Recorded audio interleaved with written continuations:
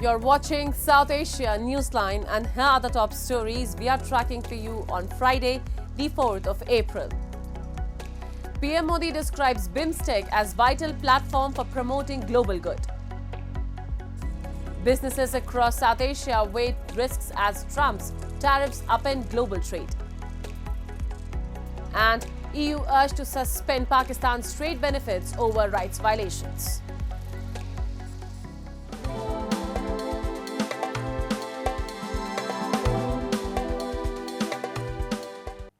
And now for all the details. Prime Minister Narendra Modi continued the diplomatic outreach in Southeast Asia as he participated in the 6th BIMSTEC summit. On the sidelines, the Prime Minister also held key bilateral meetings, including a significant first-ever engagement with Bangladesh Chief Advisor Muhammad Yunus and Nepal's PM KP Sharma Oli. Following his engagement, he departed for Colombo for a state visit to the island nation. Report. India's Prime Minister Narendra Modi at the 6th BIMSTEC summit in Bangkok on Friday outlined a vision for stronger regional cooperation, calling BIMSTEC a vital bridge between South and Southeast Asia.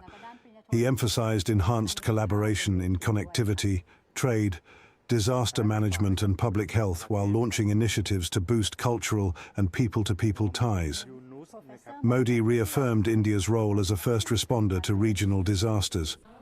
On the summit's sidelines, he held talks with leaders including Nepal's PM, Myanmar's military chief, and Bangladesh Chief Advisor Muhammad Yunus, the first meeting since former PM Sheikh Hasina fled to India. He reiterated to Yunus India's support for a democratic, stable, peaceful, progressive and inclusive Bangladesh, and urged that rhetoric that vitiates the environment is best avoided. Notably, they also discussed extradition of Hasina, request which has been pending with New Delhi.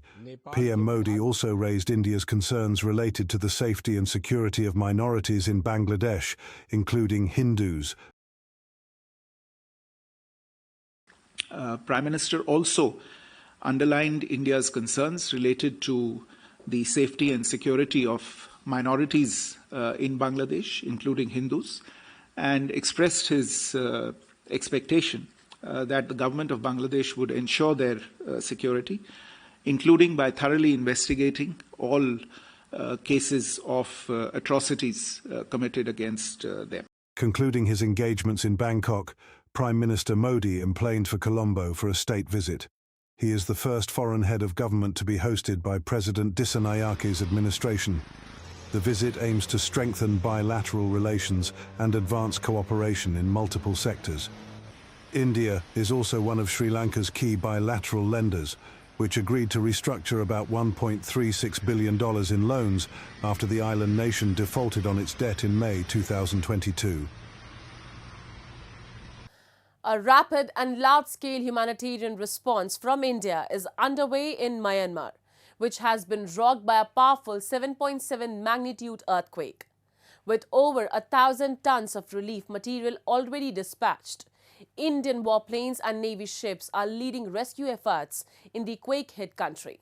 A report. India has scaled up its humanitarian assistance to earthquake-hit Myanmar, deploying Indian Air Force aircraft and Navy ships carrying over 1,000 tons of relief material. The rapid response comes in the wake of a devastating 7.7 magnitude earthquake that struck central and northern Myanmar, causing widespread destruction and overwhelming local infrastructure. Talking to ANI, India's ambassador to Myanmar, Abhay Thakur, emphasized the scale and speed of the Indian effort and said, "New Delhi has been the most substantive, the fastest, and the most significant responder to the earthquake in Myanmar." He added, India is also preparing to support Myanmar in the rehabilitation and reconstruction phase. He underlined that the response has reinforced India's image as Myanmar's closest and most trusted neighbor, citing the two nations' civilizational ties and strategic location in India's Neighborhood First and Act East policy frameworks. India has been at the forefront of the response to this massive earthquake that has struck Myanmar along its main fault line, including Mandalay, Naypyidaw, Bago, Sagaing, and northern Shan regions. India has been the most substantive, the fastest, and the most significant responder to the earthquake in Myanmar.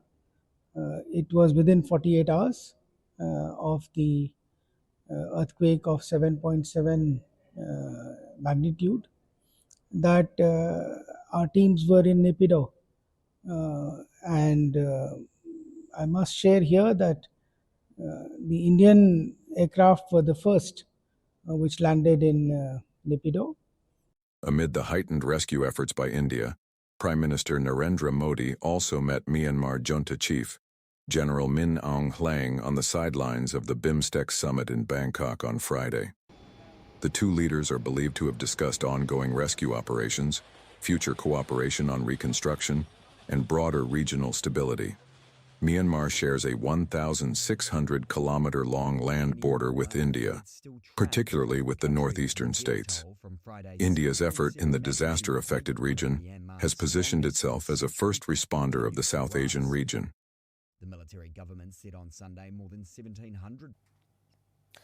Meanwhile, members of the Indian community in Myanmar have welcomed India's swift and substantial humanitarian assistance in the aftermath of the devastating earthquake that struck central and northern parts of the country.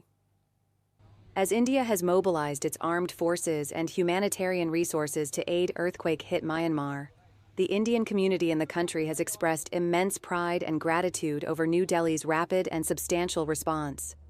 India's support includes rescue equipment, medical teams, medicines, tents, and other essential supplies. Community members said India's proactive response has also helped strengthen people-to-people ties. तो अभी इस समय में भारत का तुरंत action लिया है. ये अपना लोकल, हम लोग तो 3 पीढ़ी से इधर ही है, तो हम लोग के लिए बहुत ताकत भी है और दोनों देशों का ऐसे विषय में पहले भारत ही आया है. ये अपना तरफ से बहुत खुशी का बात है. ऐसे अपना भारत का प्राइम मिनिस्टर नरेंद्र मोदी जी का एक्शन अपना एक बहुत ताकत मिला.